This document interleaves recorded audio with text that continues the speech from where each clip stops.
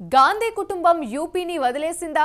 కొన్ని దశాబ్దాలు కంచుకోటగా ఉన్న అమేథీ రాయ్బరేలీలో పోటీకి గాంధీ కుటుంబం ఎందుకు వెనుకడుగు వేస్తోంది?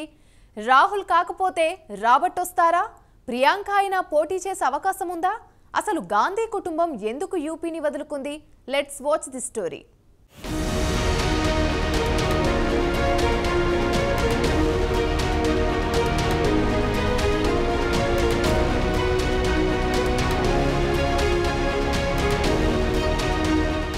గాంధీ కుటుంబానికి కంచుకోట అయిన అమేథీ రాయ్బరేలీ నియోజకవర్గం నుంచి ఇప్పటివరకు లోక్సభ అభ్యర్థులను కాంగ్రెస్ పార్టీ ప్రకటించలేదు.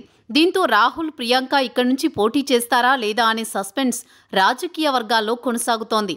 ఒకవేళ గాంధీ కుటుంబానికి చెందిన సభ్యులు ఇక్కడి నుంచి పోటీ చేయకపోతే బీజేపీ చేతికి ఆయుధం దొరికినట్టే. భయపడి పోటీ చేయకుండా ఇక్కడి నుంచి పారిపోయారనే ప్రచారం చేసుకోవడానికి కాషాయ పార్టీకి చేతి నిండా మందుగుండు సామాగ్రి అప్పగించినట్లవుతుంది. లోక్సభ ఎన్నికల మొదటి విడత పోలింగ్ కూడా ముగిసింది. రెండవ విడత పోలింగ్ ఈ నెల 26న జరగనుంది.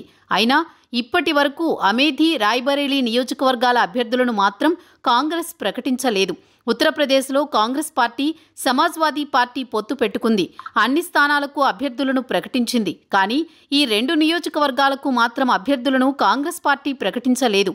ఈ రెండు స్థానాలకు సంబంధించి పార్టీ అధిష్టానం వ్యూహాత్మక మౌనం పాటిస్తోంది. కాగా రాహుల్ మాత్రం వైనాడ్ నియోజకవర్గం నుంచి పోటీ చేస్తున్నారు. ఈ నెల 26న వైనాడ్లో పోలింగ్ జరగనుంది.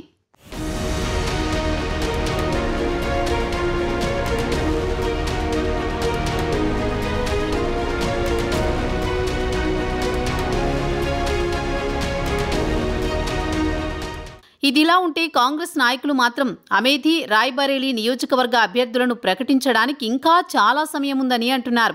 మే 20న 5వ విడతలో అమేథీ రాయ్బరేలీకి పోలింగ్ జరగనుంది. మే 3న నామినేషన్కు చివరి తేదీ కాబట్టి చాలా సమయం ఉందని, దీంతో రాహుల్ పోటీ చేస్తారా లేదా అనేది మాత్రం స్పష్టంగా చెప్పడం లేదు. అయితే ఇక్కడ ఆశ్చర్యం కలిగించే అంశం ఏమిటంటే జూన్ 1వ తేదీన జరిగే మహారాజ్గంజ్, ధియోరియా, బాన్స్గావ్, వారణాసిలకు మాత్రం అభ్యర్థులను ప్రకటించారు. ఇక అభ్యర్థులను ప్రకటించాల్సింది అమేథీ రాయ్బరేలీకి మాత్రమే.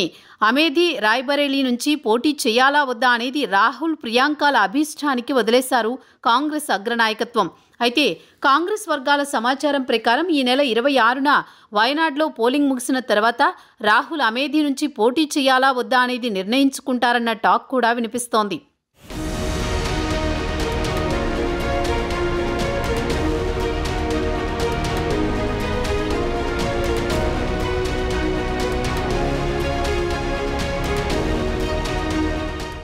ఇదిలా ఉండగా ఉత్తరప్రదేశ్లోని అమేథీ నియోజకవర్గంలో ప్రియాంక గాంధీ వాద్రా భర్త రాబర్ట్ వాద్రా పోస్టర్లు వెలిశాయి.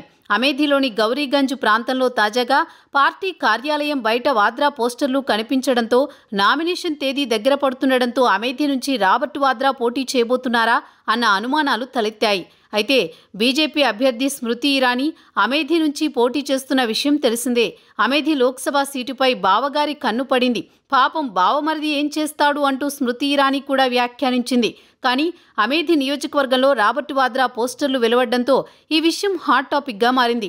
ఇంతకు ముందు కూడా వాద్రా అమేథీ నియోజకవర్గం గురించి ప్రస్తావిస్తూ అమేథీ నియోజకవర్గం ప్రజలు తనను ఇక్కడి నుంచి పోటీ చేయాలని కోరారని, తమ ప్రతినిధిగా పార్లమెంటులో అడుగు పెట్టాలని కోరారని చెప్పుకొచ్చారు. అయినా అమేథీ నుంచి లేదా రాయ్బరేలీ నుంచి ఎవరిని నిలపాలో కాంగ్రెస్ అగ్రనాయకత్వం నిర్ణయం తీసుకుంటుందన్నారు వాద్రా. తుది నిర్ణయం మాత్రం కాంగ్రెస్ పార్టీ అధిష్టానం తీసుకుంటుందని వాద్రా చెప్పారు. మొత్తానికి ఒకవేళ అమేథీ నుంచి రాహుల్ పోటీ చేయకపోతే ఆ స్థానంలో రాహుల్ బావ రాబర్ట్ వాద్రా కన్నేశాడనే టాక్ మాత్రం అమేథీలో బలంగా వినిపిస్తోంది.